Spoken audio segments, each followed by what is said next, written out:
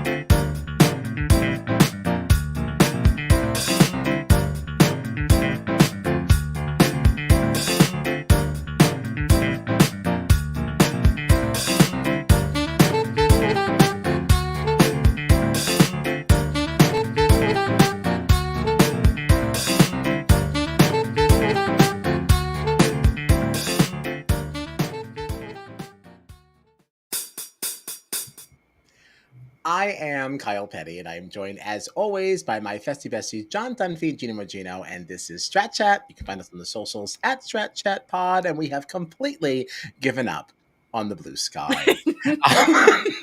So Shanae is here. So first and foremost, what are your thoughts in this season? Who are you feeling? Period and question mark. Period, question mark. I am loving this season. It's so, the way that they've set it up, this just leaves so much room for chaos. Like, it's almost that they've made it impossible to have a predictable kind of gameplay. Like, the three noms is crazy. The AI arena is crazy. It reminds me of when they did like the dead last twist in our first week. Oh, yeah. And having the three noms, it just changed it. We actually kind of wish that they had continued it on for our season. So I'm loving that they're doing this. As far as who I'm rooting for, I honestly don't know. Like, I haven't seen enough. I also like haven't been watching the live feed, so it's hard to like kind of really root for someone because you don't see as much. Like, I would love to see more of Chemo. I've been rooting him from the start.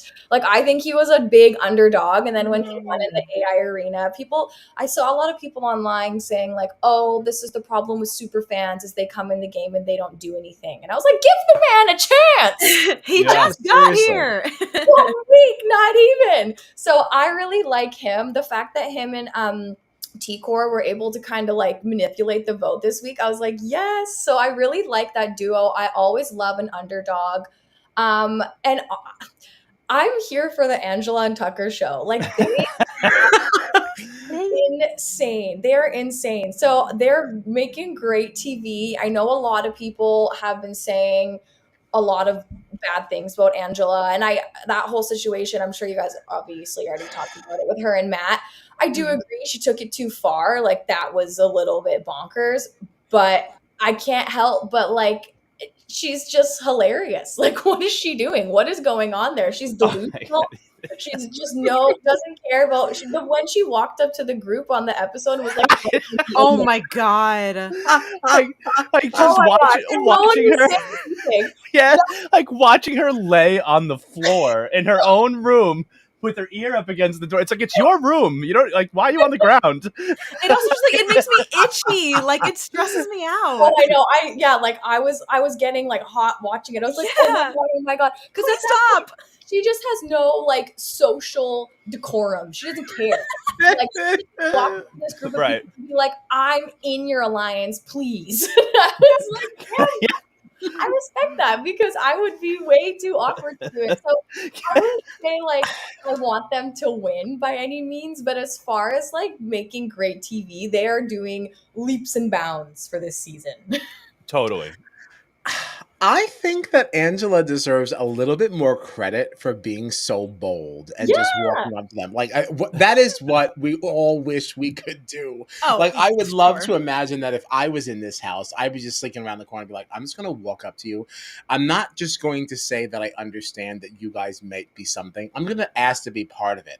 And I can't wait to see how you move in that moment. Yeah. Right. Can I be in this? And they're like, well, you already told me everything I need to know. The answer should have just been yes. Of course, we would love that. But because there was such trepidation behind it, I'm like, I already know none of you fools are working with me. Or even if you said you were working with me before, I clearly wasn't important enough for you to stick up for me in this moment and say, hey, you should bring me in here. So like, I think it's very telling. And if she kind of works it in that way, I really like this. Yeah. She's won 2 HOHs. Yeah. I know. She's won half of the HOHs this season. Yeah. Calm Queen. Yeah. I also, like, I feel like with her, like, early on in the beginning, I wasn't sure how I felt about Angela, like, between week 1 and week 2, after the big blow up with Matt. Yeah.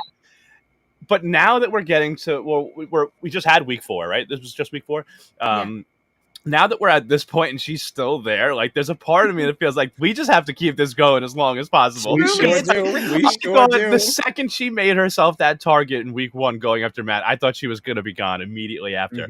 And now she has not only won a second HOH, she had someone else in the house use the veto on her while they were also on the block. Like, her story is just so crazy. Wow. She's on the ground, listening through doors, going up to alliances and begging if she can be at the bottom of them.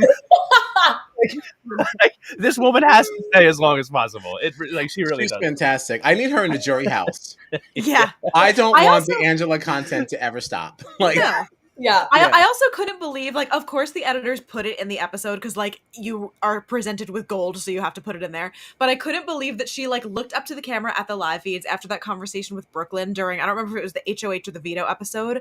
And she was like, I'm trying to cry and I can't, they're not coming out. I can't do it. And it's like, not you telling us you fake cry. Now, literally everything you've ever done I'm like, she's made it up. Just making it up all the time. Every reaction is she's always crying. She's always shocked. Like, she's always like, it's the best. It is the best. Yeah, it made me like her more, honestly. I was like, oh my gosh, I love now that I'm questioning everything else about you, because maybe that's a reason to put a wee bit more respect on your game. Maybe you're not just in here just being this over emotional thing. Like, maybe you're using emotion to kind of manipulate people. And that is what I want to see from my 50-year-old players.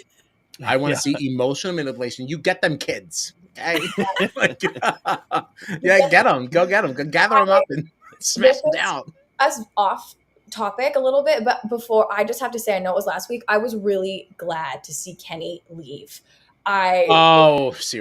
It actually is so frustrating to watch someone, and look, I get it. Like, when you're in there, it's so much harder than you would ever anticipate. But he was trying to get on for 5 years, and his family, I imagine, like, that's what brought him and his wife together. They're probably rooting for you. Like, you're gonna be fine. Your kids are gonna be fine. Like, it was such a shame to, like, see someone just give away their opportunity that so many people want. And, like, we had 3 walkouts on my season, which is unprecedented. I don't know about BBUS, probably, though, because that's ridiculous. And there was their own reasons, but even so, I was like, one, it kind of looks shitty to the season to have someone walk out. He didn't, obviously, but just to see someone give up like that, I was very glad to see him go. But it was a shame, because, like, it's nice to have those older players in there, because I think it brings nice diversity to the cast. Yeah, and, like, totally. Watching the different generations interact, and it was so just it was too bad that, like, I was like, your kids are gonna be okay. Like, right. Especially knowing that he would be trying to get on for like 5-6 seasons. It's like, you know exactly what you're signing up for. He wasn't a recruit. He wasn't, like, unprepared for it, especially knowing his wife is a super fan. Like, you know what you're going into. You got to be prepared a little. Yeah. Yeah, I agree. Yeah, I have mixed feelings on that, because we can watch this as much as we want, and, like, there's so many moments that, especially when you watch the feeds, really do start to get a little bit more of a sense of how different it is to actually be in there than it is just watching the edited episodes. And I would love to know if Kenny was like a feeder or did he just watch it casually? You know, because when you watch some of these moments, you got the underscoring, everything sounds a little bit more exciting. Everything sounds a little bit more. When you're watching the feeds and you've got that dead silence, like that Saturday that we saw that Angela fight was so much more dramatic and intense when we watched it on the feeds because there was no underscoring. Once you add the dramatic music underneath it, it's like goofy. Yeah, it adds an element of like, even though it's reality, right? It still kind of feels more fantasy in a way, or like because of the music. And I wonder if like that silence is like just absolutely deafening. And just making it even more challenging for somebody who's homesick. I guess my real issue with Kenny, though, is that you didn't just walk. Like, at least on your season, like, people walked out and, like, it did not, the walkouts did not affect the structure of the game, right? The week carried on the way that it was supposed to. So for you to say like, oh, I really want you to vote me out this week, that's super annoying, you know, because like I have my own game to play and you going right now is really, I see an opportunity here to get out whoever it might be. And now because you're crying and because you want your stipend, I now have to throw away like what could be potentially a great move for me because you're homesick. That's I find also, that to be more egregious than the walkout. For sure. I also honestly like I almost just would have had more respect for it if he was just one tune the whole time. Just I miss my family. I want to go home. It was the constant back and forth of the I'm in it now. My head's in it. I want to stay. Oh no, now I want to go home. I miss my kids. Oh, you know what? I decided I want to stay now. It's like okay, pick one. And stick with it. Yeah, 100%. The feeds also are back, by the way. They're not competing. They're just in the house getting ready. Cam's playing bumper pool. Just a quick aside. I feel like it's going to happen after the West Coast airing. That's super annoying. It's a real bummer. I will not be staying up for that. Like, West Coast is sorry. Many lamentations from the West Coast. Apologies. So real quick, let's get into, before we get into the rest of the events of the week, I'd like to review where our little poll ended up from last week. If you don't follow us on Instagram, please do so at StratChatPod, because you can find this graphic, because I'm lazy. You can find it on Sundays, okay, because we get tired. But this is where things ended the last time. Hi, Kitty. Welcome. Welcome to the chat. Welcome to the chat. 14 points leading the cause. Unfortunately, it doesn't seem to matter now. That's Cedric's total will not be rising any further. No, I'm so sad. You have gone as far as you will go. And T-Core right behind with 13. That's it. I think that's interesting. We love the audience votes. So get your votes in. Let us know who your favorite house guests of the week were. You can do so by hashtag first name in the comments. Please remember that Mackenzie is not going to be spelled out fully. It's going to be hashtag MJ.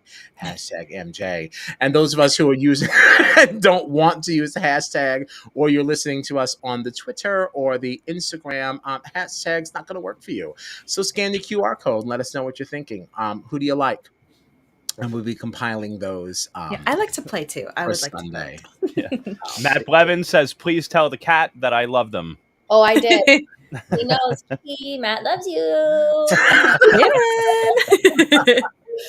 So cute. So cute. All right. So we kind of hopped around. So let's just run through some of these events very, very quickly. Obviously Angela won HOH from that, what's different in the picture AI competition, which I loved. This is one of those you can play from home, so exciting to kind of run through. And I have to say, I think I was doing great playing by myself, and I would have done better if I didn't have to watch the reactions of the people actually playing it. That's the problem, is they kept cutting away from the picture. I was like, let me look at it. Yeah. Let me play. Right. I don't care what you look like. I want to play. Right. I would only get there was only enough time to really get a good look at 2 of the 3. So if you didn't catch it before they cut away to the players, it was like, all right, I have no idea. Yeah. But but it was fun. I agree. Again, it just continues. great comps on this season. Super Yeah. equitable, super fun. Everybody's got a shot. I love it. I love it. Yeah, I good. totally agree with what you said. I love that the comps thus far is like not catered to anyone really. Like anyone can be successful. It's not, obviously this wall comp is different. It's usually like someone who's quite physically fit. But the fact Yeah, that this but- is the first one of the season is crazy. Yeah, and tough I agree. noogies. I mean, that's a BB classic. Like, you know. Oh yeah, we're you not- need the wall comp. Yeah, for Sorry, sure. sorry. But You're new here if you didn't know you're gonna be standing on a wall. Yeah, exactly. But Yeah. I do love that it's like, you know, week 4 and it's still, they've done it so everyone has more of a fair shot. So I'm here for that. Finally. Yeah. Yep. Couldn't Yep, agree yep, more. They've done between the comps and the twists, like you were mentioning before, Shania, like so often we complain about the twists in Big Brother US just like flopping and just being a total bust. And like on this season, it feels like they're getting it all right between the twists and the competitions. And it's kind of a bummer for us here in America because we just had BB25, which was like a mess. And like that's a milestone, like the 25th season. Right. And it's like everything that they should have done for BB25, it feels like they're doing now, except for the fact that we got Suri Fields on BB25, you know, but like, you know, that's obviously amazing. But I just wish that the comps and the twists were handled the same way last year that they are this year. That's all. Yeah, I love it. I love it. The actual like little graphic of Ainsley is horrible. Like it looks Oh, like, terrible. it looks like Awful. it's from like art, that old program that you would have on like all the computers, or like Kid Pics or something like that. Like it's just Kid Pics. horrendous. It's so Especially seeing how good the like AI deep fake Angela was. It's like, now how come Ainsley looks like that? Yeah, why is Ainsley out here Dude. looking like she's from some like movie from the 90s that they're just learning how to animate? Like Listen, I don't know what you all expected. This is Big Brother America. You expected the twist to be amazing, the cast to be great, and then you also expect Ainsley to look good. It has to stop somewhere. it has to stop somewhere. It can't all be home runs. It can't. It can't. We had to drop the ball somewhere, and it was with Ainsley. I'll take it all with Ainsley. She was hot. Her human form with the purple hair. Yeah. Yeah, very cute. Very cute. Yeah. I was like, I heard she's from the top tick. She is. She is a TikTok girly. Oh, she's a real. Why did I think that was a fake? Well, like Ainsley is a fake person, but like the girl they hired is a TikTok girly. That checks out. That checks out. I guess that's it on that. My thing though is that like I really like Ainsley actually, like not like so much that I like Ainsley, but I like the chaos that the Ainsley twist is giving us, you know, because we feel like we have this other person in the house, just grinding things up, and it's like I just feel like this is how the game should just always be played, like whether it's an Ainsley or not, let there be some kind of like whatever happened to Marsha the Moose, right? Marsha the Moose would shake some things up in BB Can. Like, can we just have like Ainsley always on the side, just doing silly things and just like just causing some chaos? I will say too, James, my roommate, like had like this whole big thing when the season first started. He was like, what I want from this Ainsley like integration into the season is I want it to give me like smart house. Like, don't just make her do silly, goofy things. Make her like mess with them. Like you're in the kitchen and all of a sudden you're hearing the audio from the bathroom where two people are talking shit and gaming. And like, you're not supposed to hear that audio, but you do. So it's like, uh-oh, like Ainsley's always listening. And like, he kept like pointing out these little things you could do with an Ainsley twist. And it's like, well, now I wish we were doing that. Yeah. Like an evil house. Yeah. Like it could like really mess with people. Yeah. That would keep that. I can't decide if Kyle likes it or not.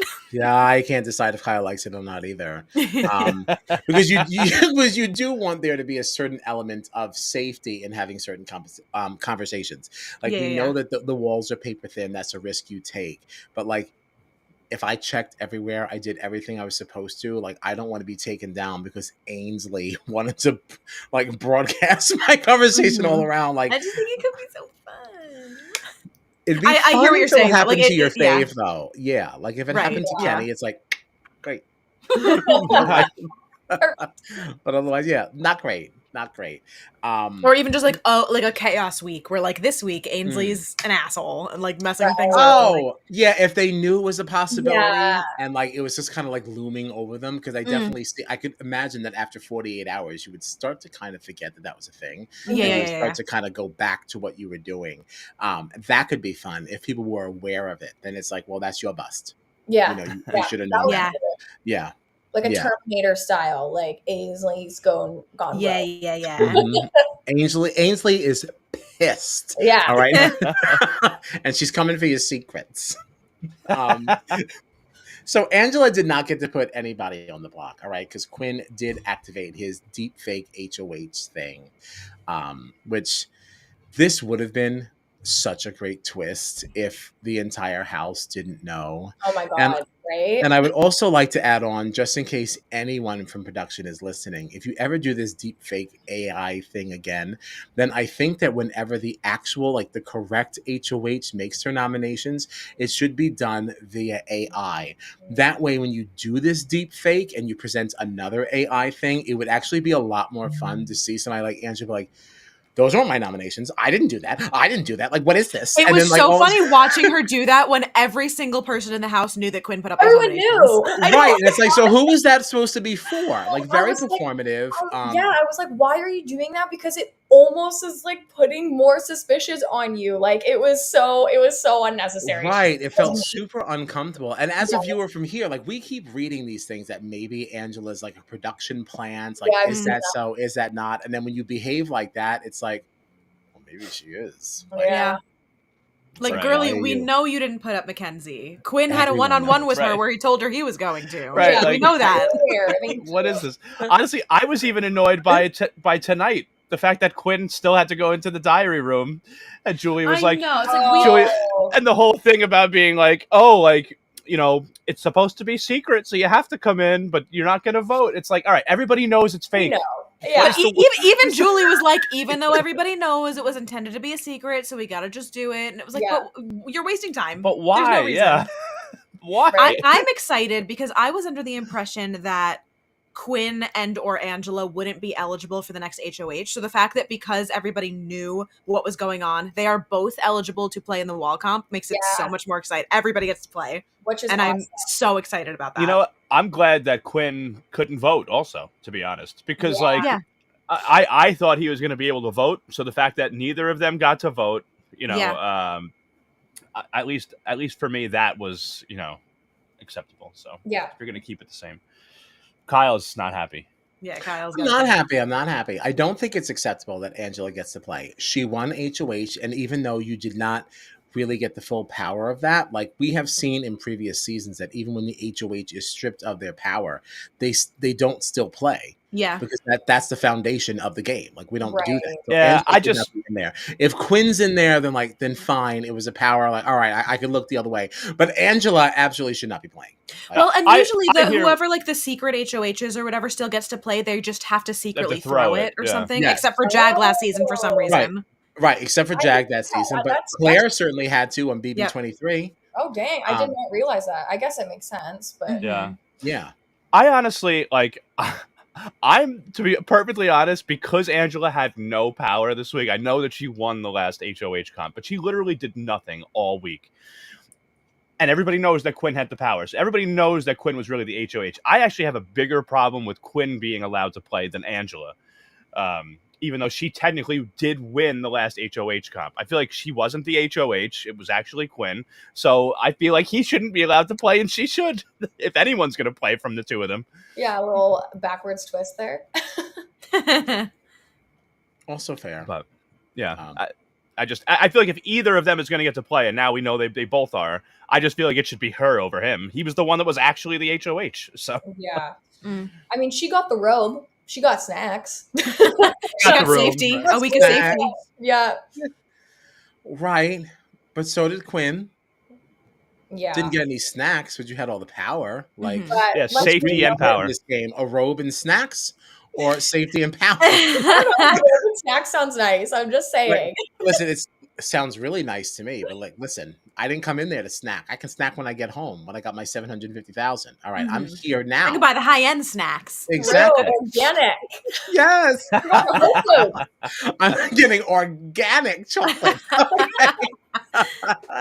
Silly. Oh god, this is a little off topic, but I loved when Julie said tonight when they came back in from the AI arena, and she's like, "Oh, looks like you made up for 3 weeks of no." I was like, yes, that was fucking awesome, because no one has campaigned when they got back in from the AI arena. They were all just like hugging and stuff, and every time I'm like, oh my god, like it also gives me a little bit of PTSD because it reminds me of a double eviction, like because we don't have that much time. So I'm like, get in there. So the fact that she called that out, I was like, wow, I respect that, because it was so like petty but so nail on the head. So it was great. I saw Cedric pull somebody aside, and I was like, Julie is punching the air. On I was like, she is so happy. Julie is so happy right now. Yeah. She's really only so happy, though, because she is succeeding in giving the illusion that she actually knows what's actually going on in this game. Like, it's like, all right, like, let's be honest here about Miss Julie Chen Moonves. All right, because she doesn't actually know what this game is. She doesn't know what's going on. As much as we love her and I don't want to see her replaced, she is lost. So the fact that she's sassing these people is like, I'm surprised that you even understood that there should be campaigning going on at this stage. Shanaya, are you aware of the moment where Julie Chen, while hosting a live episode of Big Brother, came back from a commercial break and had to look down at her card and say, "Hello, my name is Julie Chen. Welcome to our show." Even after looking down, she didn't remember what it was. It's like, you have been hosting this for 25 seasons. Yeah, Arissa would never. Had to look down before saying her name.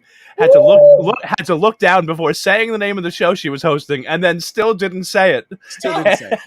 After more than 20 years of hosting.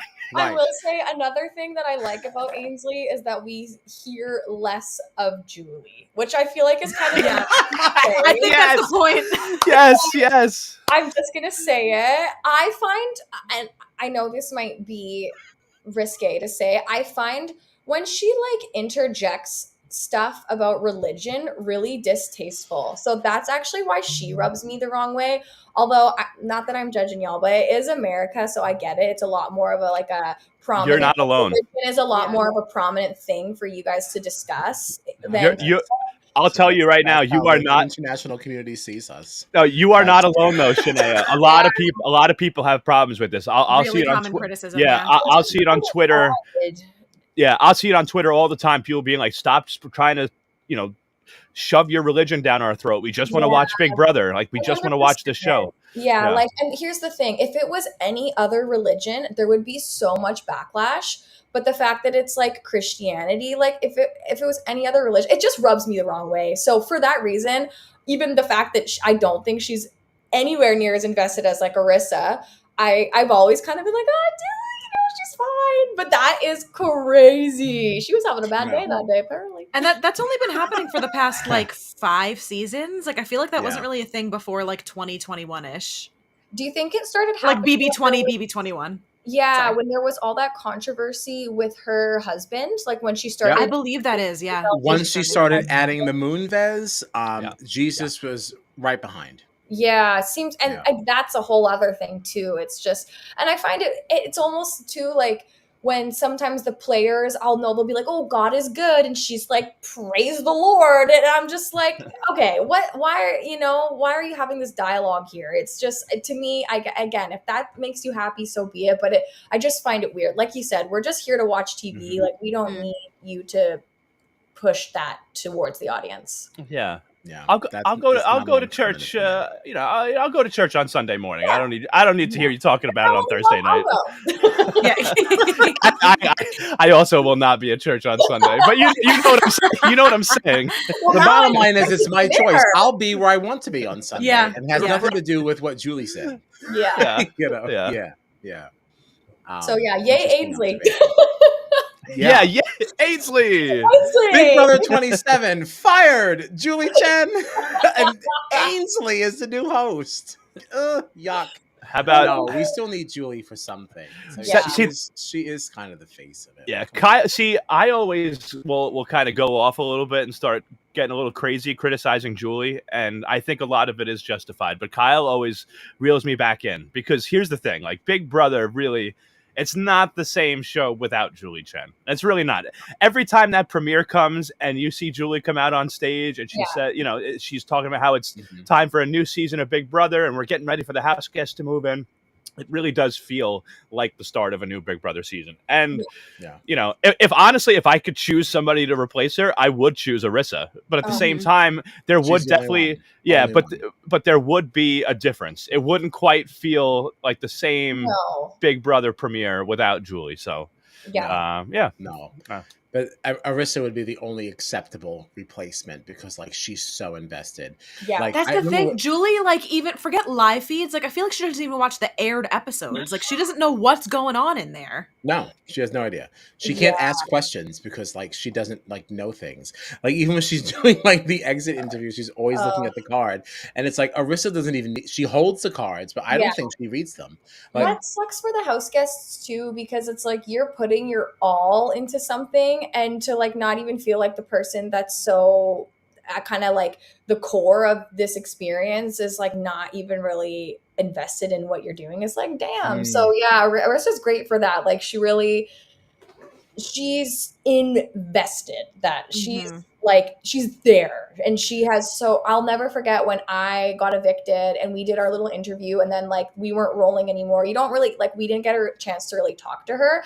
We couldn't even, like, hug her still because we had COVID restrictions, which was crazy. Oh, sure. But I'll never forget, she was like, oh my God, I am shocked. That was crazy TV. Like, I'm so sorry, but that was just, like, I don't even know what to say. And it was just cool to, like, that I was like, wow, for that to be her reaction too. Like, it was just it was a fun moment that we had between the two of us. Right. Like we love this show. We love it, you know, so much. We watch it every season. We get so into it. And, like, when a crazy week is going on, like, it's awesome to have the hosts themselves be like, I am just as excited about this as you are. You know, like, so, like, that's why every time there was something crazy going on in the house that you were in your season, or, you know, any other season of Big Brother, and you see how pumped up Arissa is to talk about it, it's like, okay, yes, this is going to be great. And then you have Julie, who's kind of like, does she even know what's been happening this week? They kind of, like, brief her before she comes out. Right. Okay, here are the bullet points. Spark notes. Yeah, she's clocked in and she's sort of ready. Yeah, terrible. So where are we in terms of the week? We've kind of gone all over the place. We're going to skip Tuesday's episode. I didn't even finish it. It was basically a glorified podcast between Taylor Jack. Yeah, what a waste of time. Okay, listen, I love Taylor. I love Taylor Hale. Yeah, I love Taylor Hale. Cody and Jack are fine too, whatever. But we just watched them talk about everything we have watched for the last 3 weeks, and then we didn't even get a full reveal of the power that we were supposed to get a reveal of. So it's so early to do a recap episode like that. Like, we're only it was only week 3. Like, what are we doing? Like, Taylor's outfit was cute. It was. And, like, while I didn't watch it, I do like the intention behind it. It is something that I do kind of want them to continue. I do like the very sports feel of this. Like, oh, let's bring people back to kind of comment. Like, I do like the concept of it. I just didn't watch it because, you know, life gets in the way. I agree with you. To see this continue. Yeah, I don't really totally disagree with you. I felt like it was unnecessary, and it was, but that doesn't mean that I didn't enjoy it while I was actually watching it. I think what really got me, though, was that they kept teasing, like, oh, watch this special episode on Tuesday to find out about this new power. And then it was like, okay, so I just watched this whole thing, and then in the last 2 minutes you were like, oh, there's going to be a new power called this. Watch on Thursday so you can actually find out what it is. It's like, what? All right, if I'm going to sit here for a whole extra episode of this show that you just added this week, at least reward me at the end of it with something fun. Like, you just told me the name of something and didn't explain it at all in any way. So, they just dangled the carrot in front of you. And carrot. So that's all. It's messed up. Also, not for nothing, speaking of this new power, wasn't this supposed to be a part of Quinn's power? Like, did they just rebrand something that they took away from Quinn's power because they were like, no, we want this to be a thing? I was a little bit confused about it, to be honest. Like, because I feel like when they first explained the, like, Deep Fake HOH or whatever, there was a part of it, because I heard Quinn in his one-on-ones when he was talking to people, like, so there's a part of this power that, like, was intended to be, like, spreading misinformation, but since everybody already knows that it's me, there's really no sense in me to try to spread misinformation because like you already know that I would be the one spreading it. So he was asking people like, oh, is there any kind of like joke at your expense that's maybe off limits that you don't want me to make? Because he was going to treat it like he's going to like roast the Houseguests or whatever instead of like spreading misinformation. But it was a part of his power that like the deep fake was going to be like pretending that Angela said something, which also circling back to that, like even though everyone knew it was Quinn, when Ainsley or fake Angela or whatever first named the nominations, they were like, well, because Deep Fake Angela announced them, this was a power called the Deep Fake HOH and blah, blah, blah, blah, blah. And it's like, well, then how were you ever going to spread misinformation when you're telling them off the bat that Angela wasn't the one to say these things? Yeah. So like top to bottom, it just made no sense, but it feels like they just took out the second half of Quinn's power and they were like, oh, we'll just make that its own thing. It'll be fine. We'll still use that, just different. Interesting.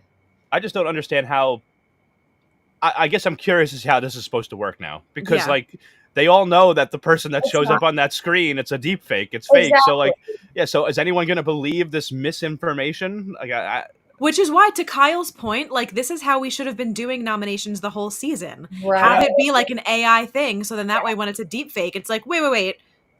What do you mean? No, like I promise those weren't my nominations. And they're like, what do you mean? Everybody already does it this way. Like that is how it should have kind of gone down. Yeah, it's too bad that they didn't do that. I think people probably aren't going to believe it for the next twist, but sometimes, speaking from experience, when you're in there and you voice things into the universe, even if you don't believe them at first, it just like worms its way into your brain. But it's too bad because like had they maybe planned it a little bit better, it probably could have been like explosive. I think if it's successful, it'll probably be like ever so slightly. Maybe people are starting to get paranoid, starting to like question their alliances, so it might just like bring up insecurities. Are you laughing at the cat hair that's coming on? It's so funny. That cat is like, this is my podcast and I'll be on there whether you want me to or not. He's so having cute. such a full conversation. It's so funny. He's sitting behind the camera staring at me like, I love it. It's so funny. Honestly, I actually was enjoying it. I noticed it and just didn't say anything. So, little cat. It's very peaceful. Yeah. So anyway, I think I don't think it'll be as effective as it could be, but it might cause a little bit of doubt. But at that point, people are starting to probably get a little. You're right.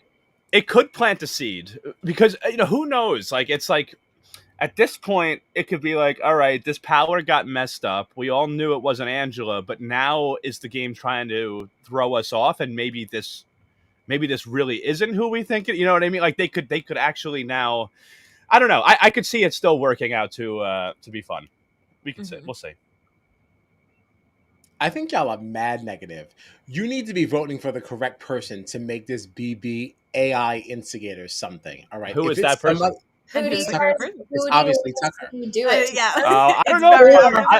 Or Angela. I don't know if either of them are. I'd almost rather see someone that's more quiet, like a T-Core, get it. Yeah, or Timo. She's got so much information that like she could really secretly blow something up. I think that would be much more interesting than a Tucker or an Angela, like a T-Core or a Chemo. I think at this point, maybe I might agree with that. When I originally felt this, I was like, all right, well, who would be in the biggest position to kind of make some chaos? But now that we see how the eviction actually went, and the fact that T-Core and Chemo did go against Cedric, now that's a little bit more interesting. Yeah. In the beginning of this whole thing, I said, well, I'm not sure that I trust a T-Core to make enough chaos, but I also now see T-Core in a position to benefit greatly from chaos. So like, yeah, I think I might agree with that. So who are you voting for? For me, I think it depends. I think it depends on who wins this HOH. I think I'm going to split my votes on Keycore. Keycore. Oh, that's so Kyle hated it. Kyle hated it. I got to sleep on it. I mean, it's fun to say. Better than Tubina. Oh, yeah. I hate that. I don't like that one. Yeah, I've been begging people on Twitter to please come up with a new name for this relationship because I can't really. We can't do better than Tubina. Matt Rucker's actually, not great either. Well, Matt had an idea that I actually find very fun. I'm not gonna lie, and it's Rebucker. Oh, okay. Yeah, Rebucker. It's just fun to say. I could get. How do you guys feel about that potential showmance? By the way, Love it. same. I'm here for it. Love it. I'm here for it. I love Rubina. Me too. Love I was her. so glad that she wasn't going this week. I was literally like edge of my seat, not sure how that was gonna go for her. I love her. I'm here for them. I'm the fact that they like I almost made out. I was like, just do it. Yes. Go! And I loved Rubina from the very moment. It may have been her intro video or just very, very early in the season when she like mimicked the Big Brother narrator. It's like, Big Brother! And it's like, that means you watch this, you know what's going on, and I'm on board. And like, you're goofy enough to like emulate it, which means it's like, oh my gosh, like you are somebody I would actually hang out with. Like, you are vibes. Yeah. When she gets out of the house, she's coming on. Like, we have to. I feel like she pummel her with DMs. I feel like she naturally is what Blue was trying to be last season. Yeah, that's actually a great observation. Wow, I actually really like that. Yeah, that comparison, I really like that. Yeah, I didn't. You're right. Last season of BBUS, it was just too soon for me. Yeah. But I kept like I would see posts online, and what I saw from Blue, it came across as like disingenuous, where a little bit. Whereas a little bit. You're like very nice. Where she's just seems so cool. I mean, she's a bartender too, so I was like, yay. Yeah. But she's someone that I would want to hang out with for sure. And I was so glad she was safe this week. Can we show my team for a second? My draft team. I was really hoping you weren't going to ask for this because I did not make a scene with. Oh no! Oh no! Well, it's just for this highlighting that. So now she's gone. Okay, take it away. Honestly, I just wanted to see the order. I couldn't remember if Rubina or Chelsea was my first draft pick because Rubina is on my team. And give me a minute, we can make it happen. You just that's I got the list right here. So no, it's fine. I just wanted to see my team for a quick second. That's all. I don't need it anymore. But I just like I was like super high on Rubina coming in. I still am. I still really like Rubina. I just feel like we haven't gotten like that much of her yet. I feel like now we will more that she's with Tucker and we're getting further into the game. So like I want to see more of her. But I got to be honest, even though she's on my team, I actually was like, I wanted Cedric to stay. I really liked Cedric. I'm so sad. I love Cedric. Right, that's what I mean. Cedric he was just such a good guy. Like there was something about it that I was sad that Cedric was getting so many votes, even though it meant that one of my players was staying in the game on the team that I drafted. It's like I love a blind side. I love the chaos. I love what it's bringing us into now going into the wall competition, but I hate that it had to be at the expense of Cedric of all people. I know he was a sweetheart, but oh my God, what was I going to say? Oh, to the fact that we haven't seen Rubina a lot. I feel like we haven't seen a lot of people a lot. Like that's fair. It's really been the Tucker and Angela show. And like I said earlier, I'm here for it, but it is too bad. And I'm like, I get all like butthurt for them because that's how I felt about me too. I was like, where is everyone else? But I mean, there's so many people in there. They can only focus on so much. But like we haven't really seen much of Cam. Cam's literally on my team, and I forget he's a person in the house. Yeah, or John. We haven't seen much. When Cam went in to vote, I was like, oh. Yeah. Hi. Gee, I will say, there were people on Twitter that I saw celebrating the fact that Kikor got so much screen time in this episode. Yeah. Like people were super happy that we were finally getting more of them because on the feeds they've been having tons of conversations and and people have been complaining that they're not actually doing anything with any of the information they have. So to actually get a full like episode like this edit where we see them working together and like really making this happen to flip the vote. Again, I wasn't happy to see Cedric go, but we saw it when they were eavesdropping on the Houseguest at the end of the episode. Like T-Core and Chemo were saying to each other, like, we did this. We did this. You know, as much as Chemo was crying about, you know, having to vote Cedric out, like they made a big move. And I don't think anybody's looking at them 100%. At all. And that's like something they can put on their resume, you know, like that's how you got to be thinking with every move that you do. And that's something that I learned in retrospect. Like, you have to be able to present things that you've made happen in the house. You can't Yep. just like exist, and that like kind of like what Leah was talking about with her gameplay I think it was this episode. I watched both today, so I might be getting confused, but it was funny. She had her little segment and she's like, I'm doing this Miami style, and I was like, I get you, girl, like I get it. But the problem with that is if you do make it to the end, you have to make a very compelling speech in order to get people to want to vote for you. Obviously, there's so many variables. Like, there's so much more game left. It depends who you're up there against. And yeah, like the relaxed approach to the game is fine, but it really is like the name, how I see it, Big Brother, is how are you making moves and what are you doing socially, physically, comp-wise to make those moves? So it's a huge resume move for them. Like, wasn't there HOH? It wasn't even like they don't really trust Quinn that much right now, and they were still able to pull off this big move. So yeah, I was very impressed. Yeah. Yes. No, I agree with it. I agree with all of that. But I also think that, like, while I was not happy that Cedric went necessarily, I am happy to see that people are playing the game. Like, too often we see people in these larger alliances that acknowledge that they're in the bottom and do absolutely nothing about it, and just hope that something changes as we move on, and then they eventually just go out first. And it's like, well, that wasn't thrilling. And it's like, so early on, we're seeing, before it was even necessary for this alliance to turn on itself, the alliance did. And it's people that we actually like, and it wasn't like for a negative reason. It was literally just like, I like you, but this improves my stance in the game. And it's like, we're finally looking at this as a game.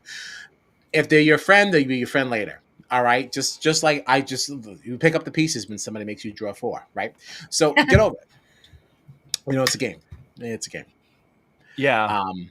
I agree with that. And it also made me think about something else with this cast on this season. Is that, like, everybody keeps saying that they're okay with being a pawn to build their resume. And I feel like that's a new concept, right? Like, what is that? I think it's because of the arena. Oh. Maybe getting to play in the veto too. Like, you can say you have more veto wins, but I don't think putting yourself on the block is it's a something resume builder, right? The game, like it pushes you into the limelight a little bit. So I could see that. Like, it forces you to be at the center of discussions. Like, sometimes not being on the block or not getting picked to play veto, and I'm kind of just comparing this to my experience for the first couple of weeks, yeah, it gets you further, but it also is harder to have conversations with people because you're not at the forefront of things. So like strategy wise, I could see maybe why you'd consider being a pawn, but it's not something you could say like, oh, I was a pawn, I put myself on the block as a pawn 3 times, I should be the winner of Big Brother. I don't really understand that logic. Yeah. The only thing I could think is like a win in the AI arena, but well, hold on. Like, I don't know that I wouldn't necessarily frame it as I put myself up as a pawn and this is why I should win. But one might be able to say like, hey, I assisted your game and I put my game on the line and I still managed to navigate my way out of that. Right. Like, I don't know that I would just leave it as I put myself as a pawn, so vote for me. But it's Right, I did this for your game multiple times, and look how I got out of that. We all know that pawns go home, and I did not. So like, it could be a resume builder if you get to that point and you frame it correctly. I totally agree with that. I still wouldn't raise my hand. I wouldn't raise my hand. Right. I totally agree with that. Like, I feel like it's not uncommon to hear somebody at the end be like, I was on the block this many times, yet I survived and I'm here. Like, as opposed to, it feels like in this season, there's people before they're even being put up being like, yeah, I'll go on the block, I'll build my resume. It's like, what are you talking about? Like, why are you volunteering for this? You're jumping the gun a little bit. Yeah, and like, I'm wondering if now that will change because of the fact that we saw what happened to Cedric. I feel like that was the first time. Before this, it's been Tucker volunteering to go up, and he's gotten himself out of it both times. Now somebody volunteered and they got sent home. I wonder if that will cause people to rethink this idea of like, oh yeah, let me just volunteer so I can build my resume. Yeah, I do want to see some more fighting with people like saying, I don't want to be on the block. Like, can you please like cut the crap? Like, people should be trying a little bit more. Like that segment where Cedric was going around trying to get people to volunteer, that poor boy, cracked me up. Yeah. It's like, oh my god, sweet little Cedric. he was. You know what? This Please. cast I find is really good in the diary room too. Yes, Like Cedric Except was Quinn. hilarious in the diary room. Except Quinn. I'm so tired of being screamed at by this guy. No, girl, say it. Say it. I like Quinn in the diary room. Thank you. Oh God, he's the I agree. worst. He's so annoying. If we're gonna talk about Angela being performative, Quinn may be the most performative person I've ever seen on this show. He's a super fan. He knows who he is. He knows what he's doing. Like yes, his volume is a little weird. It's a little off. But also, like, I get it. I actually thought I was going to be way better in the diary room because I just feel like but it's a weird experience. Like, the back and forth between you and producers, it's a very, like, not natural experience. So I feel like you naturally kind of, like, are trying to come across a certain way and your volume raises. Anyway, him lying on the couch was hilarious. It was so funny. I don't know why he got so much shit for that. I thought it was so funny. I loved it. I think he dropped the ball with his power, but he cracks me up. Like, I like Quinn. I'm here for. I think he's got more to do yet. I think about how I would behave if I got cast on my favorite show, and I would be cringe and embarrassing and bouncing off the walls too. Like, that's just like, it's par for the course, I feel like. All right, hey, let me ask this though. Okay, because like I said, to me, nothing from Quinn feels genuine. I'm sorry. Like, just nothing feels real. And I guess just like we were talking about a second ago, right? Like, he is a Big Brother super fan. He knows this show. He knows what the Twitter fandom is like. Mm-hmm. He's been behaving a certain way for multiple weeks. And then America voted him onto the block, and he hasn't changed a single thing he's doing. I just feel like, listen, if the whole country nominated me to go on the block, maybe I'm not doing something right in here. Yeah. He's made some dumb decisions. I'm not going to sit here and say everything he's done in the game has been the pinnacle of super fandom, brilliant move. I almost felt like America. Sorry to interrupt you, Kyle. No, I almost felt like America voted him not because, and I could be wrong here, not because they disliked him, but because it was what stirred the pot the most. Because him and Tucker had the beef, and then I felt like America wanted to like see that happen. I could be totally wrong, and I think it's a mix of both. But I also just feel like that's a big risk then, though, because if America does like this person, you're putting them on the block and potentially ending their game. And I specifically know that at least 100 votes came from the petty household. From Mr. Kyle and his mother. Oh, really? Triple-digit votes sent Quinn's way. Kyle's voting triple digits to send Quinn home, and I'm changing my name for him. Yeah. Well, I mean, listen, I had an edible that night. I was super high. I logged. My mom texted me. She goes, I voted 10. First, she goes, how do I vote? And I told her. And then she writes back, I put 10 on Quinn. I said, fantastic. I just put 90 on him, and I had enough. Like, I was sitting there, vote 5, watch the ad, look at something else. Like, all right, another 5. What's another email address I have? Log out, log in, log out, log in. I was literally at work. I'm walking around at work that night, and I'm getting messages from Kyle. I voted 40 times for Quinn.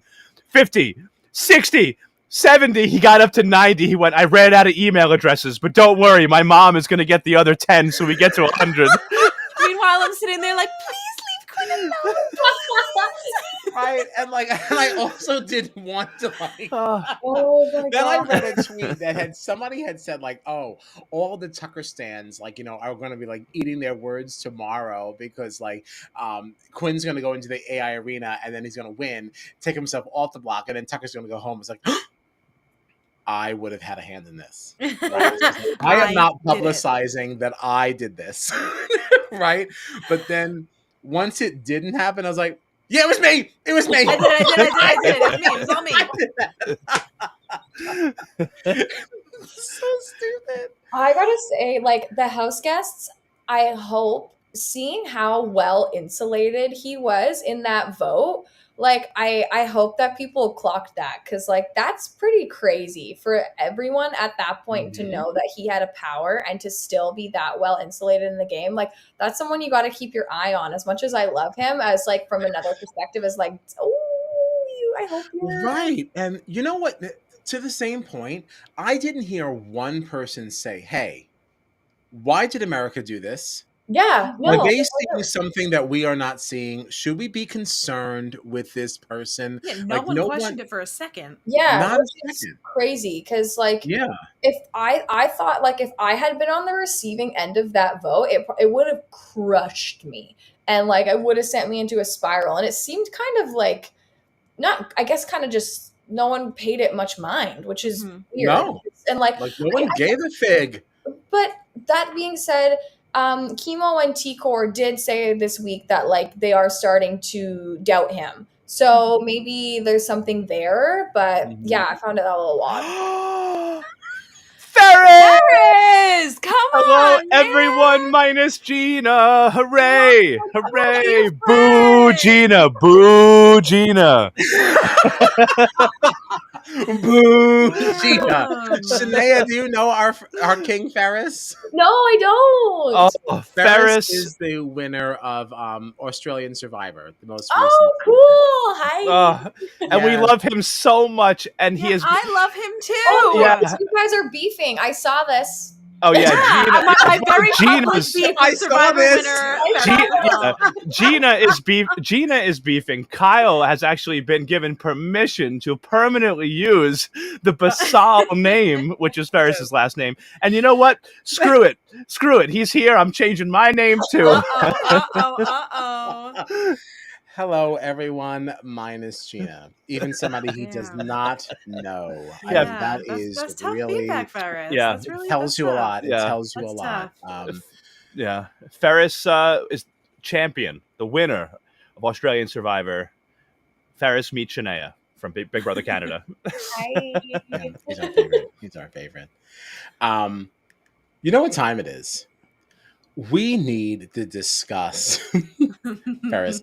This is turning into a cult guy, as if you're not so excited about it. He loves to see it. He loves it. Oh man. We need to discuss Julie's fit. We sure do. Okay, we sure do. We sure see. Shanae doesn't know about this. We like to look at Julie's outfit of the night and issue it a hot, not, or tepid. Oh, this All is right. the black and white, right? I'm trying to. Yes. Oh yeah, we have a picture of it. Oh, You perfect. see? Okay, good. Ferris loves you. Ferris loves you. Yeah, Ferris loves you. So, Not Gina, Many though. Not apologies. Gina. Many Yeah, apologies. The yeah. Gen I'm Z part. sorry. I don't know how to do that one. Oh yeah, how do they like this or something? Okay, my friend. Oh, is that what Lewis was doing when he was Yes. skydiving? Yes. And I was like, I don't know what this crazy thing is. Like, what is I I don't like it. Like Just this. this. I know, It's so much, but Yeah, it's what's- so much easier. What's wrong with that? Why Yeah. are we stressing ourselves out to Yeah. show love? Yeah, Like, I'm already so Right. tired. I'm so Right. tired. I'm so tired. We already have a way to make a heart, all right? Don't make it harder. God. I'm tired. It took a lot out of me to say I love you. Like, just leave it at that. Just leave it at that.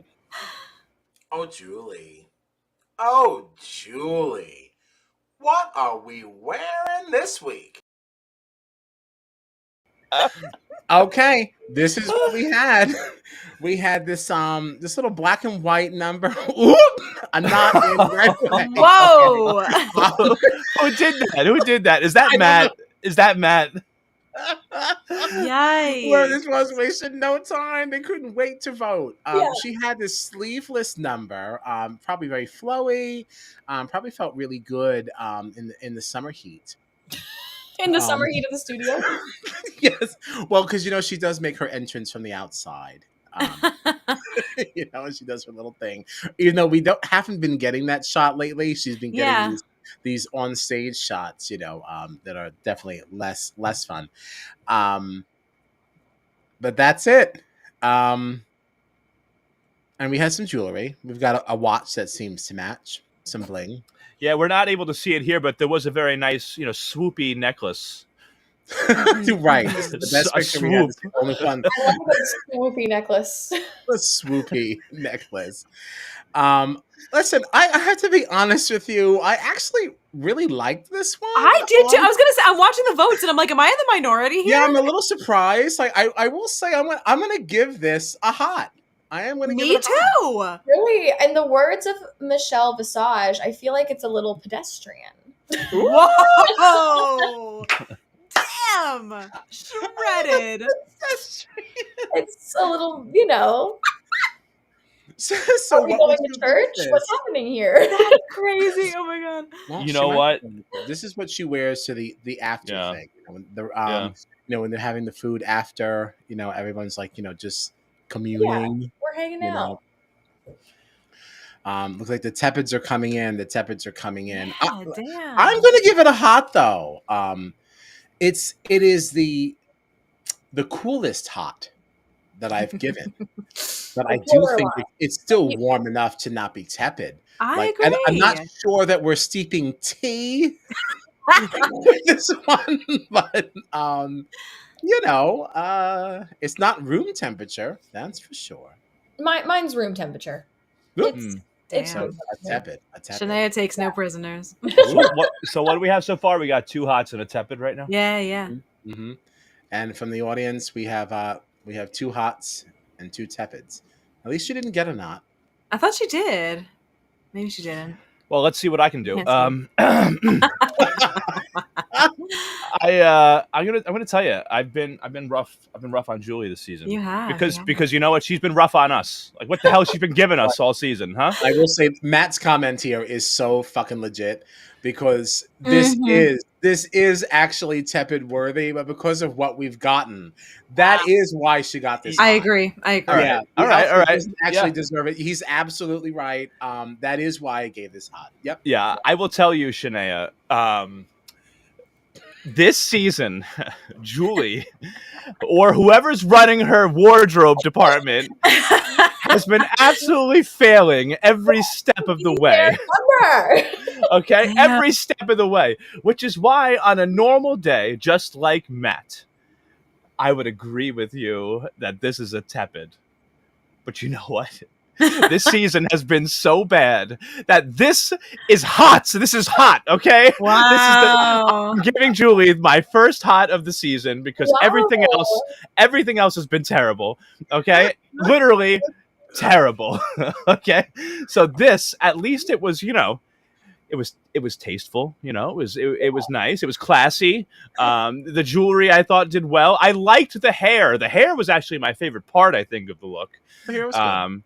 But the dress itself was suitable, and I will say that if she showed up to a date like this and I was about to take her out, I'd say, yes, she looks pretty hot. So, yes, Julie tonight.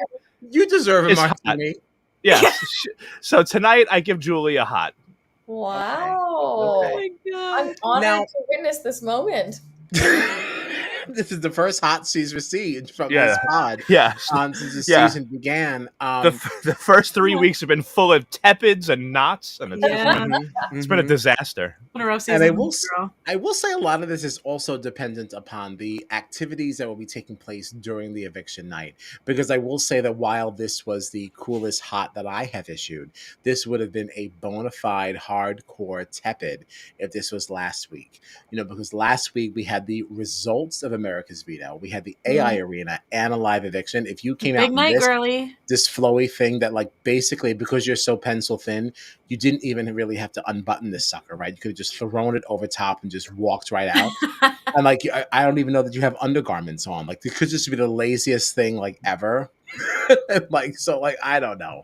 I just don't understand. More from her. I guess I just don't understand why suddenly it's become so difficult for CBS to just find a nice dress for this lady. Like, what is happening? Right. Like, what is happening here? Give the lady a dress. But said in the comments, I agree. Arissa always, like, I don't love the wardrobe choices on Arissa all the time, but what I can say for them is they're always very grand. Like, always very It's a Yes. moment. Like it's not Yeah. it's not pedestrian. It's like it's a moment. Do I love the moments all the time? Not really, but it's a moment. You know, it's like Because she It was an effort. cares. It was She an effort. cares. Yeah. hosting a Oh. show. You are the moment, and I yeah, it's a little like, I mean, she looks good, but you're right. If she was on a date, it would be a hot date, but I'm still sticking with my answer. Yeah. You know, listen, No, I don't disagree. just like we judge Julie, we assess Arissa's attire as well. And, you know, so we've given hots and nots on there. And I agree with you. While I don't always love everything Arissa wears, at least she brings it every week. Yes. Whereas Julie just feels so lazy. Yeah. She's like flipping through her closet, like the hangers are clanging, and she's like, "All right, this'll do." Ugh. And she takes it off, and like she shakes it out to make sure there's not too many wrinkles. She kind of gives the pits a little sniffies, and she's like, "You know what? All right, this'll do. This'll do. Don't hug me tonight. It's good enough." Where's the Febreze? Give me a spray. Give me a spray. It's like so stupid. Stupid. Oh god. Okay, so the time has come to give our points out. Oh no, I forgot about You know, this. what do we think? So, How do you forget Shanaea, this? We've done it I 3 forget weeks in a every row. weekend. I'm sorry. It's not even just 3 weeks in a row. We've done this for other like shows. Like, And I forgot right? then too. Every time I come on, I'm like, damn it. There's literally nothing new about any of this. But you know, for Shanaea, who is new, you know, we'll go first and she can give hers last. We like to name our top 3 house guests of the week. Whoever you name as number 1 will be receiving 3 points. Number 2 gets 2 points, and 1 gets 1 point. And that is part of the results that you had seen before. So it's a wonderful time just to put this sucker up, let everybody else let the audience get their votes in. We are already basically committing Shanaea to at least one more stream this season. So she's going to be part of these graphics, and she's going to be able to add more points as we go along. Yes. So she's just automatically part of the process. So let Shanaea go last because we just hit her with this. We did not tell her to prepare this, so she can listen to us first and then give her thing. So who would like to kick this sucker off? It will not be Kyle.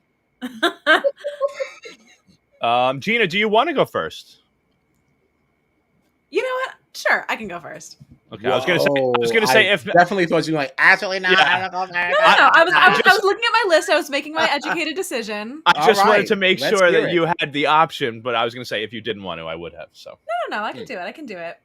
So what does Gina say? It's just, it's hard because who gets my 3 and who gets my 2?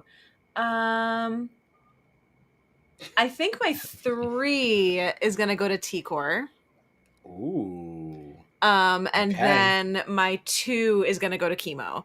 And the reason why my 3 went to T-Core is because I have consistently been loving her for longer of the season. But I think the 2 of them kind of like banding together to kind of put this in motion and make the blind side happen was a big moment for them after we haven't really seen a ton of them in the edit, especially. And even like in their conversations, there's a lot of talk that happens, but not a lot of action. And they put a plan into action and executed it beautifully this week. Love it. And then because I cannot let a week go by, my 1 point's gotta go to Quinn. I can't not give him a point. I can't. Disgusting. I gotta give him a point. Okay, well, they're your points. So Kyle's mom is not going to be happy about that. I know. I'm Don't sorry, worry, I Kyle's love it. mom. I apologize. Sorry to that man's mom. sorry to this woman. Okay, all right, John. All right. Say you. What say you? So my top 2 spots are also going to Chemo and T-Core, but in reverse order. So I'm giving 3 points to Chemo. And this is not only because of the fact that he is on my team, but I feel like he was a little bit more. What's that? I just said it is. I said No, it is. no, well, it's not, and I'm about to explain why. Because tell us. Chemo was the one that I felt like while they both worked on on this and made it happen together. I felt like T-Core was way more non-committal in the very, very beginning. She kept saying she didn't know, whereas I felt like we saw in tonight's episode, Chemo, there was a specific conversation in the bathroom, especially, I think it was, where Chemo was like, we have to do this. We have to blow up the Pentagon. And T-Core was like, I don't know. And I felt like Chemo was like, all right, we are committing. We have to do this. This is a big move. This will change the game. But again, they both couldn't have done it, I don't think, without each other. So I think if I'm going to give Chemo the extra point, like T-Core still has to be there right at number 2. And then for my 1 point, man, actually, I'm a little unsure of what I want to do with this one. Hold on a second here. Let me think. Let me think one more. Oh, you know what? Here's what I'm going to do. She's not my favorite player, honestly, but I'm going to give my last point to Mackenzie. Oh, okay. She's got nobody in there, right? She's totally alone. And she really is. Yeah, and she survived the first couple of weeks. She used America's veto, shook things up, and then this week, if she didn't win that AI arena, I think that everybody was looking for the easy way out. So that if Mackenzie's up there, we're voting her out. You know what I mean? She wanted to keep herself in there, and then the whole house had to split and figure out what they were going to do. Is it Cedric? Is it Rabina? And they made the tough decision to send out Cedric, and none of that happens if Mackenzie doesn't win the AI arena. So I feel like she earns at least a point for that. Fair so enough. Yeah, this week 1 point to Mackenzie, 2 to T-Core, 3 to Chemo. Okay. All right. I am going to follow John's trend from the prior week, and I'm going to go from the bottom up. Okay. And I will be giving 1 point to the lady Angela.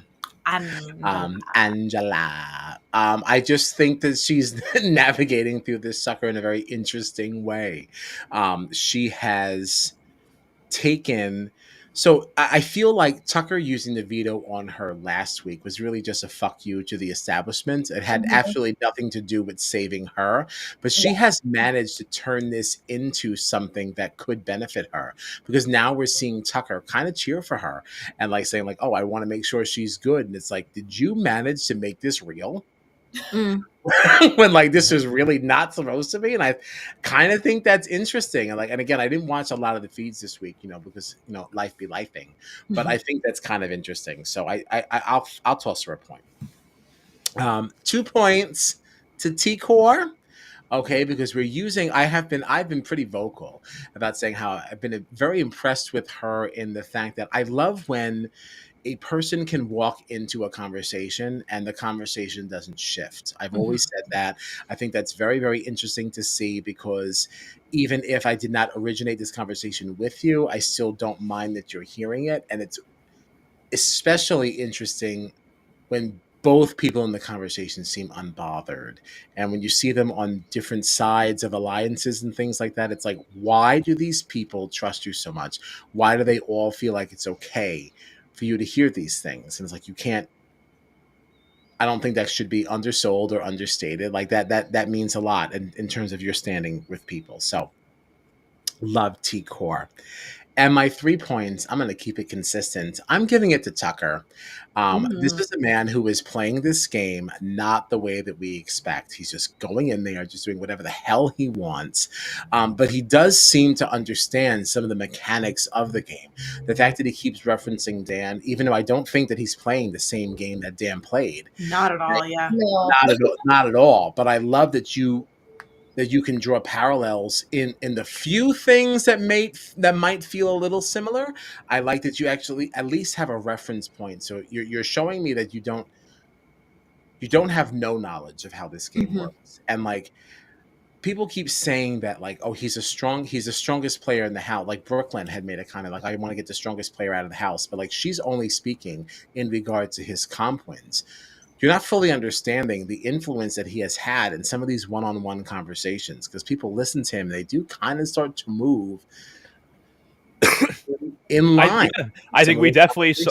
Yeah, I think we definitely saw that this week. I don't necessarily think Cedric goes home if it's not for Tucker helping, to secure the votes for Rabina. So. Yeah, to kind of push that, right? And it's like, so she got up there because of her proximity to him, but I think it's also him that kind of saved that. And it's like, this man has a little bit more of an influence. So while you can't really say that he's riding with any alliance or any one person, he still has like a very interesting influence on the social structure, and I don't think that should be overlooked. Yeah, no, for sure, for sure. I actually And he like, wins. yeah, I don't, I do get And nervous he's that hot. I do get nervous that over the course of a long game like this type of gameplay could catch up with him. But Mhm. as for as long as he's in there, whether it's Mhm. one more week or the rest of the game, it's incredibly fun to watch somebody play this way. So Yeah. keep And doing it. yeah, and somebody like him, all it takes is like one or two more comp wins and some little twist to kind of come in and shake things up, because we're at a stage now where like we already had the first firing in an alliance, right? So it's only a matter of time before that becomes like something that doesn't matter. Like the collective is already on its way out. Yeah. Once the first person goes and it was done in house, like Yeah. that's going to start crumbling down, and we're going to start seeing people realign. And I could see people say like, you know what, maybe instead of working against this man, I should maybe work with him, and the first chance that he fucks up, we'll just get him out of here. It doesn't mean that they'll succeed or anything like that, but it does now reshape whether or not he's safe with certain people. Yeah. And can I also just say, like, the fact that Tucker is, I know, Shanae, you have to give your top three. I'm so sorry. But like, I'm just thinking about this now that we're talking about Tucker. And I know I didn't even give him any points this week, but like, I'm just thinking about this now that like, he has become the clear comp beast in the house. He is better at comps than anyone else. This is also, though, in a season when we've praised about how equitable all these comps are, because when he's not involved in them, anybody can win. We've seen Angela win 2 HOHs, whatever. But like the fact that he is this comp beast in games that are so equitable for everybody, it makes it fun to watch. Like I almost don't mind that he's dominating, because it's not like physical comp after physical comp after physical, because I think he could win those too. But this isn't watching fucking Jackson Mickey win out the season because all the comps are physical and nobody else can win, and we're all rooting against this asshole, but he keeps winning because that's all they're giving us in the comps. It's like, no, I'm having fun watching Tucker win because he's just legitimately good at games. Because he just really likes puzzles. Yeah, it's very whether it's puzzles or catching balls in like a wind tunnel and stacking them up, like he's just good at like games and competitions. So it's fun watching how many of them he can win in a row, rather than a game where like everybody walks out into the backyard and it's like, all right, there's really only one person that has a chance to win this. It's like, no, every game that Tucker has won, everyone has had a chance to win. He's just been the best at it. Like, yeah. I was also really impressed how he was pretending that he wasn't going to use the veto on himself. Whether that was like maybe he was actually really considering it, but I was like, that it's just those little things, like keeping people on their toes. I was like, that was cool, because when people feel vulnerable, or like Quinn, for example, doesn't know who he's going to have to replace, like that's how you're going to get more information out of people. So it was smart for him to like make people unsure. I was like, damn, I was impressed by that. Yeah. Love it. So where do your points go? So, which is like super interesting. I am going to I will give 3 points to Chemo, because I really agree with what you said, in the way that T-Core was a little bit more hesitant at first, and he was kind of the one who captained that ship to really get that plan off the ground. Also, because I've been rooting for him from the start. Like, I love an underdog. I love someone like I said, give the man a chance. Let him cook. Like, let him do what he needs to do. So I love that. And I also so he is my number one. I'm rooting for him.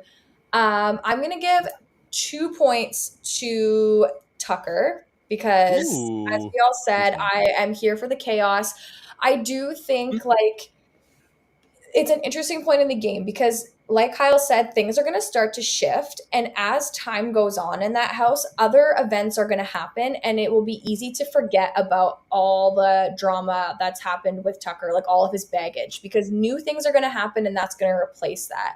So if he maybe changes and like lets things happen and lies low a little bit. I feel like that could help him get a little bit further, because a chaotic gameplay like this, as much as it's great, it will burn out at some point. I feel like it, it's only can get you so far, because you're taking risks and you're paying off, but like luck is a two-sided coin and eventually it's not going to fall in your favor. So I just feel like, yes, it's great, but unless things start to shuffle a little bit, he might be in trouble. But as of right now, I'm loving it. I think he's super smart.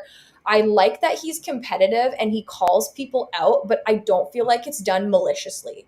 Like, I really can appreciate that. Like, he will be straight up with people and say, no, you're bullshitting, or like, oh, you have this power, or you said this, and I don't get the vibe that it's like mean spirited. So I'm loving him. And then, I actually would have put Brooklyn for my number one, for the 1 point anyway. But I didn't love this week when she pulled Angela aside and was all butthurt that Angela chose her twice in the competition. Yes. I was super team Brooklyn. Like, I think she's cool. I think she was a little bit underrated.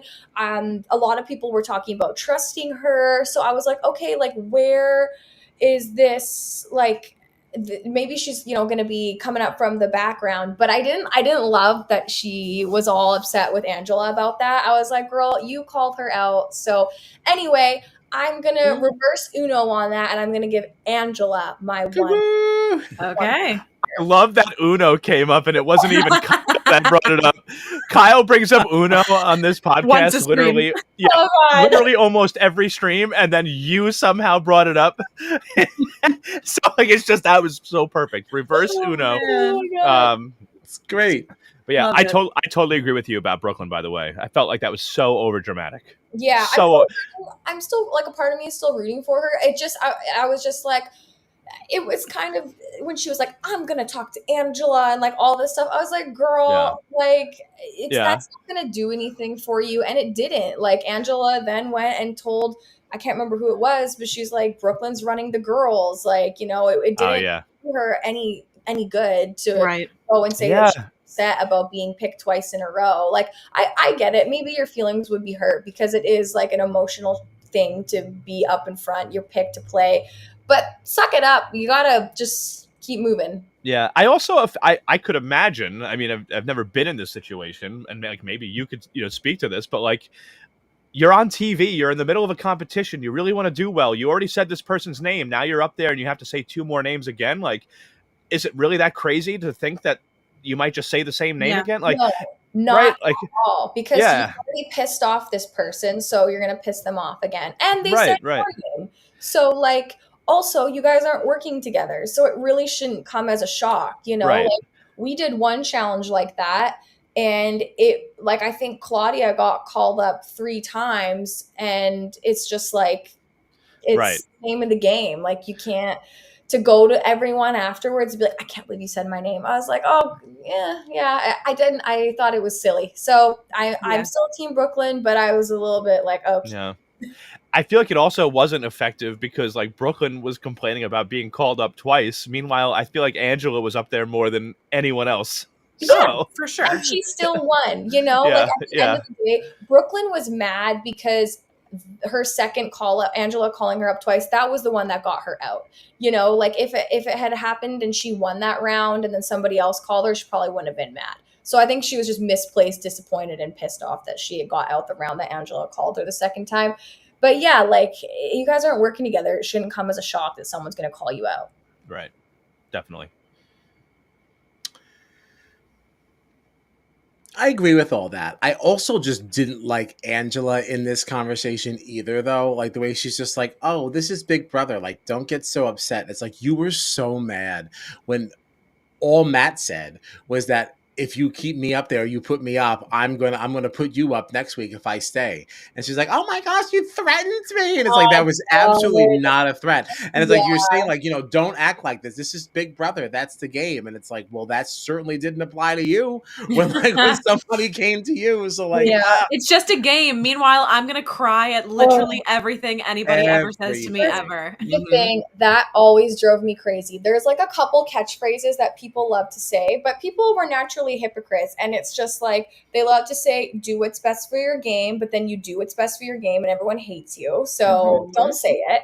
And then they also love to say, well, it's Big Brother, don't get emotional, but then when something bad happens to them, they get emotional. So it drives me crazy when people rely on those phrases. Get a new phrase and fucking stand behind it, because it's it's so true. Like, and also to say like, oh well, it's Big Brother. I mean, I get where she was coming from in that conversation with Brooklyn, because it's like, yes, we're playing a game, like it's Big Brother. But yeah, exactly like you said, like if you're gonna say this, you gotta kind of think about how you've acted in the past too. Yeah. Like, you originated this behavior this season, babes. Yeah, it started with you, girl. Yeah, it did. But all that led to, obviously, you kind of already covered it, but Cedric left. Period, and the end. So Team Orgino, my second hit, another hit. Yeah, Team Orgino is in trouble, which is par for the course. But there's still a possibility you can still win. You only need one, right? You only need one. We didn't get a chance to black out Cedric, but yeah. So what do you have? You have Quinn, Cam, and Angela left.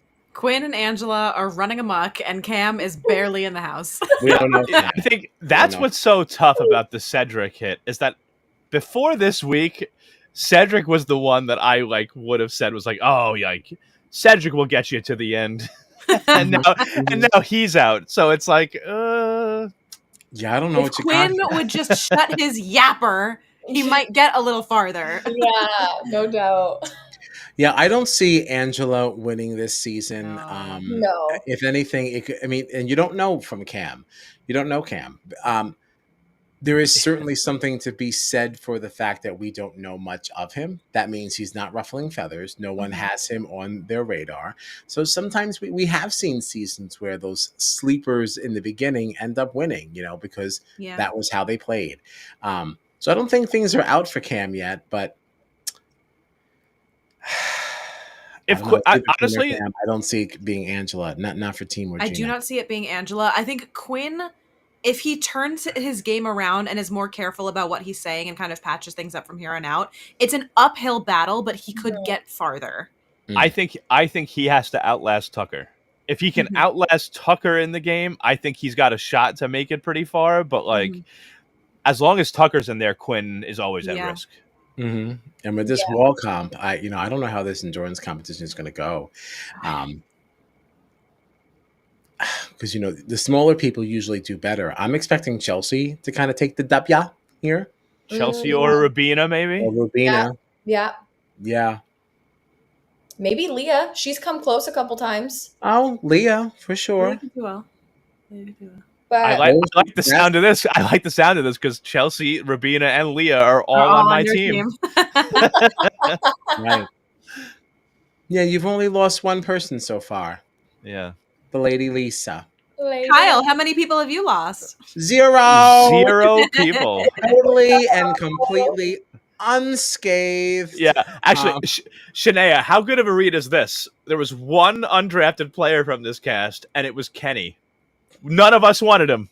Oh, I didn't even realize that. Well, yeah, you guys did good there. That would have been a waste. No, thanks. No, we're good. No. Yeah. Yeah, we'll pass. And I remember the first person to get evicted was Matt, who was on my team. And John on stream was like, Gina, do you think, because you lost the first person, would you like to be gifted Kenny? And I literally was like, no, I don't want him.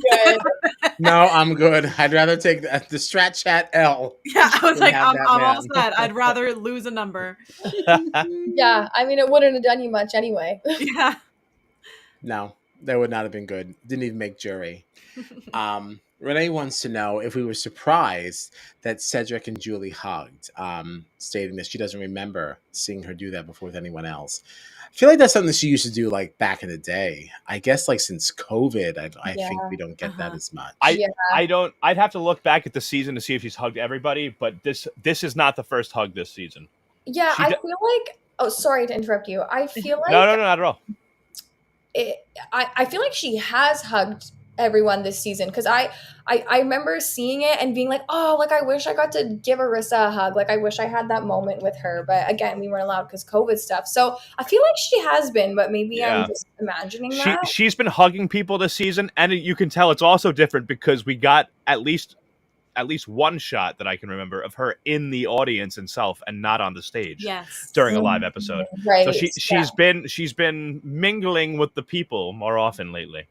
I would argue though it kind of looked like Cedric ran out of the house and like hugged at her, you know? Like I feel like she wasn't ready to receive it. She was just kind of like, "Oh, yeah, we'll talk to Cedric in a second." Yeah. She almost looked like she like pushed him away at one point. She did. Right? And she was like, "We're not finished yet. You know, we got to talk more." And then they went to commercial, but it looked like she like literally pushed him away. Okay. Yeah. He's just a baby. Also, what was that book? Was that the Bible? I had? thought so. I feel like that's the only book you're allowed to have in there. Right, because I was like, what is that? Yeah. I didn't notice this. I noticed a book. I'm assuming you're probably right that it was the Bible, yeah. I think it's the only book you can have. Right. If memory serves. Yeah, I don't know what else. Crazy to me that they can even have any book in there. Mm. Yeah. Well, you're not allowed a Bible in Canada? I don't think so. This is the I didn't ask, but let's just remember that this is Big Brother US, where in the middle of an eviction vote, the host will randomly say, "God is good." God is good. so yeah, I'm not that surprised that Cedric might have had a Bible. Yeah. Well, that's all I have. Is there anything else for the good of the community here? I'm just ready for this wall comp, man. Yeah, very sad to see Cedric just watching people in the feeds just talking. Like this is not how I thought tonight was going to go. Especially because the tensions were so high after this eviction, and now you're allowing people the ability to like deflate the conversation a little bit. Like people are going to chill out. They're having fun and like they're laughing in the bathroom right now. Chelsea's having a great time. Like, I don't. Meanwhile, like smiling and having a good time. The bumper of the episode before they went to like commercial, before they cut, when they started rolling the credits or whatever, you saw Quinn being like, "Let it be the wall. Let it be the wall." Like he was fired up. He was like, "I'm ready. Put me on the wall." And I was like, "Yes, it is the wall." And now they're not playing it, and no one's gonna be mad anymore. I want to see him go down so bad. I'm so sick of Me him. too. Me too. Me too. Boo, Quinn. Boo. I love him. I like Quinn too, Gina. So I'm Thank you. Yeah, I got you. I changed my name for him. Yeah, bad move. My final thoughts are just that I am sad Cedric has left. Yeah. I feel like Cedric is someone that I'd like to see on another show in the future. Challenge USA, something like that. Bring him on. I really love Cedric. Other than that, the only other thing I have to say is happy birthday to my brother Patrick. It was his birthday yesterday. Happy birthday! He's 41 years old. So you're old, and I am not as old. So happy birthday! That was so beautiful. Well, thank you for hanging out with us again. Yeah. Really thank you for having me and my cat. Of course. Yes. Yeah, the true star of the show right there. Listen, I made my appearances. I'm done. Don't even look at me. Hysterical. So what do we have coming up? Today's the 15th. On the 19th, we are doing Claim to Fame at 9:30 p.m. Eastern. Then I would say, I guess, either 10:15 or 10:30, we'll be kicking off our coverage of the Challenge 40. Yes. Yeah. None of us have watched yet. So we'll be catching up soon. And then that's it. There's no special episodes or anything this week. A basic week. So, Big Brother on Sunday at 9, and then Wednesday and Thursday at 8. And we'll be back here again at 9:20. We know everybody else in the BB community goes live at 9:15, but we are lazy and late. So we'll be with you at 9:20. You can find more about where we will be and when if you follow us on the socials at Strat Chat Pod. Give us a follow, like, subscribe, share with a friend. The feeds just went out, which means maybe we're getting ready to go outside. I hope so. So there is that. Right? What a wonderful note to end on. So thank you again to Shanaya for hanging out with us. Shanaya! Stuttering and everything. It's time to go. Thank you.